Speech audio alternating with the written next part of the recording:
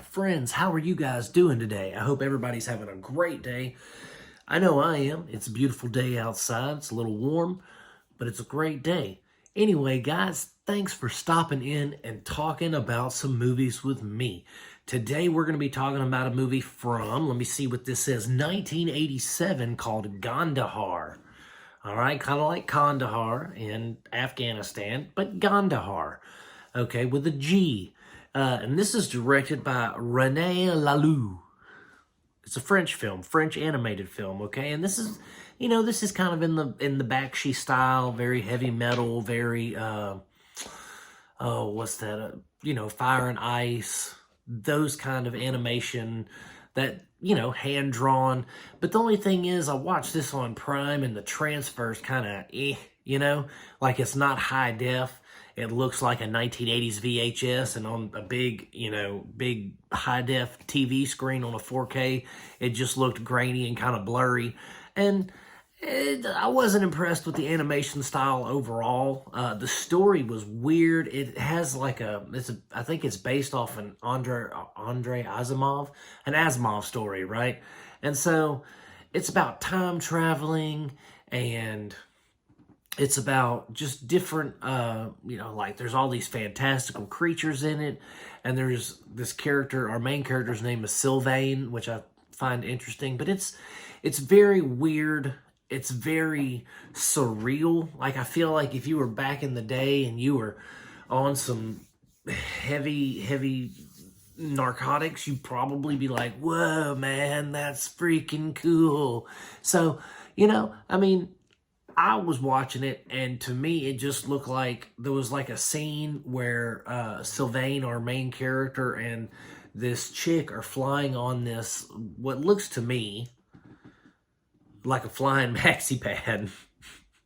So I'm like, some of the imagery is really phallic, and I'm like, guys, like, I know you're French, and you French people are kind of strange with your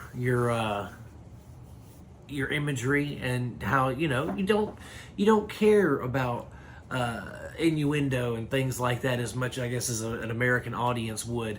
And so there's brains that look like brains, if you know what I mean. It gets wild, and I'm like, this movie is crazy. So I'm saying, like, if you like weird, it's almost like Fantastic Planet, if you've ever seen that. It's a really strange animated film from back in the day, and it has some, surreal imagery and stuff like that. But this has an interesting time travel story element to it, which is pretty cool.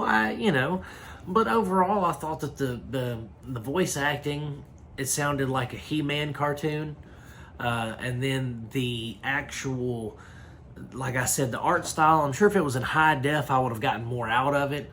But since it was, original, like VHS transfer, basically, I just didn't, the art style was kind of lost on me. It just looked like blobs sometimes, especially when it was like a big panoramic shot where they're like traveling across, open spaces. Everything looked terrible, just like a blob. Like I said, colorful blob. But then when there were other scenes where it was kind of close up, the characters were very well drawn. The colors are just out of this world. The colors will blow your mind, because you're watching it, and we go from these really dark, pale colors to very bright and vibrant neon almost colors. And if you're watching it in a dark room, like I was watching it at night in bed, all the lights off, and it was just like, it was almost like a kaleidoscope.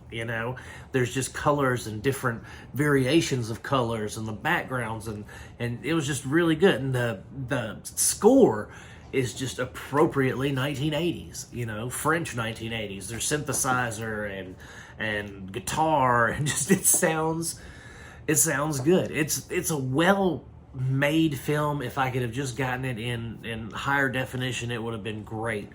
But it's just, compared to other films of that time period, I think it's kind of on the lower end as far as storytelling goes.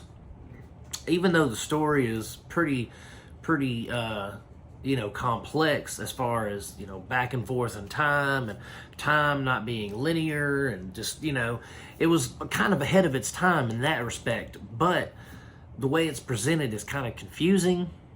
And so it's a little hard to follow, and then you get these vibrant colors, and it throws you off because you're not expecting it, and then you're listening and you don't really understand what's going on. So it's complex to the point where you almost kind of got to be on something to understand it.